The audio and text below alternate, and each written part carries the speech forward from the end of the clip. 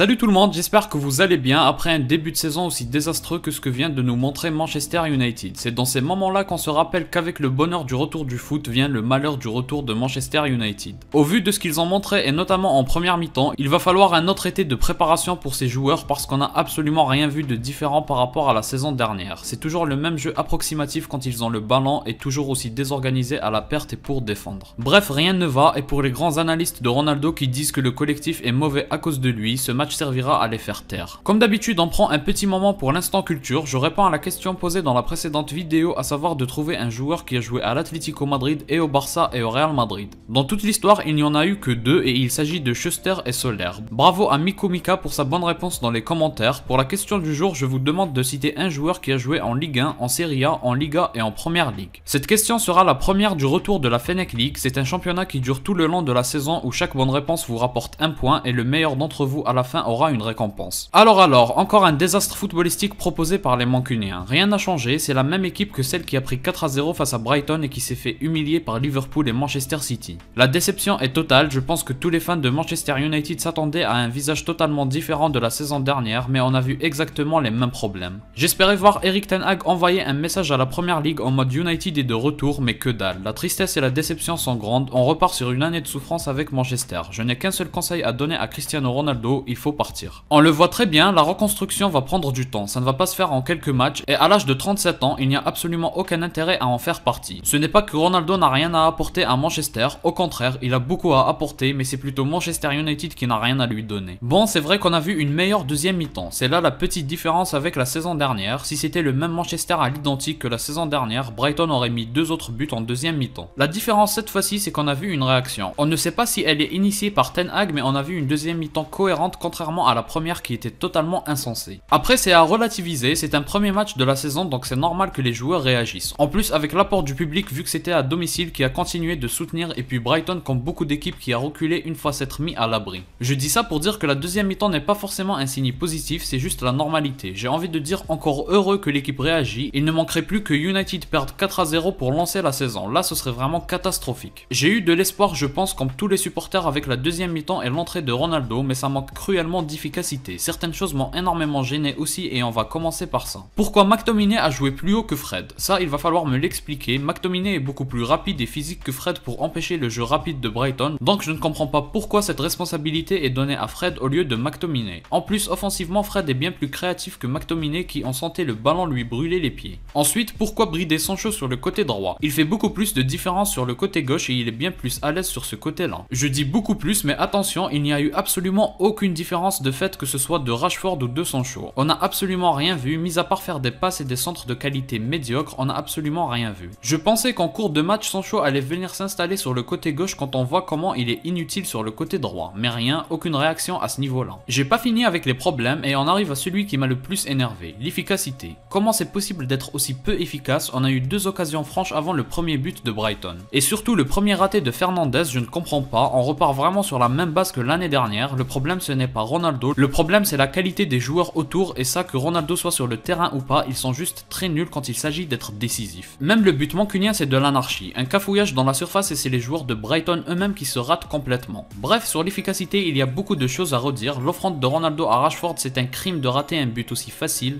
Non franchement il y a énormément de travail individuellement, c'est pas bon du tout, un match ça se joue à des détails et si quand il faut être décisif les joueurs les plus importants passent à côté, alors je n'ai plus aucune attente. J'oublie certainement d'autres occasions faciles ratées par les Mancuniens, il me semble qu'il y en a eu une autre en fin de première mi-temps aussi, mais franchement c'est ce qui m'a le plus énervé. Quand tu proposes ce que Manchester United propose, c'est-à-dire presque rien, alors au minimum il faut être chirurgical dans la surface. Mais ça n'a pas du tout été le cas, donc bien sûr Brighton prend la confiance et déroule. D'ailleurs les 2 buts de leur part viennent suite à un magnifique jeu collectif, simplicité, passe et jeu en profondeur. Sur le deuxième but je trouve pas De Gea irréprochable et sur les 2 buts le placement de nos défenseurs et surtout Maguire c'est une catastrophe totale. Ronaldo fait une bonne entrée mais on l'a vu de moins en moins, tout ça parce que le jeu mancunien n'est pas fluide, ça prend 2 heures à s'échanger des passes, les passes sont molles et pas puissantes du tout pour accélérer le jeu, la qualité des centres, quelle catastrophe, plusieurs appels étaient très bons de Ronaldo, Fernandes ou Rashford mais Dalot et Shaw ne sont même pas capables de faire de bons centres. Seuls Eriksen et Fernandes ont parfois mis des centres intéressants mais à la réception Rashford a été catastrophique. D'ailleurs la reprise qu'il rate du gauche quand Ronaldo occupe les 2 défenseurs adverses, comment peut-il rater ça? Sinon en termes de pressing on n'en a pas vu tant que ça, en tout cas pas spécialement plus que la saison dernière. Défensivement l'organisation est très mauvaise mauvaise, ce match montre qu'il faut tester avec d'autres défenseurs comme Maguire. Varane aurait pu mieux fermer les circuits de passe adverses. J'ai pas envie de tout le temps tomber sur Maguire ni sur tous les autres joueurs. On sent qu'ils ont envie de bien faire mais c'est juste mauvais collectivement. Et c'est la différence par rapport aux joueurs de Brighton qui occupent bien les espaces et qui font les bons appels. Parfois les Mancuniens pressent à 3 sur un joueur mais ils se coordonnent très mal et ça donne rien. Enfin et pour finir, les pertes de balles, il me semble d'ailleurs que les 2 buts encaissés font suite à des pertes de balles. Maguire, Dalot, Shaw et McTominay ont offert un nombre incalculable de ballons à l'adversaire. C'est terrible à ce niveau-là de compétition. Bref, chers supporters de Manchester United, soyez forts parce qu'on va vivre une autre saison remplie de douleurs. L'espoir fait vivre mais il fait surtout mal avec United. Si vous avez aimé, laissez un like et abonnez-vous pour me soutenir. Moi je vous dis à la prochaine, portez-vous bien.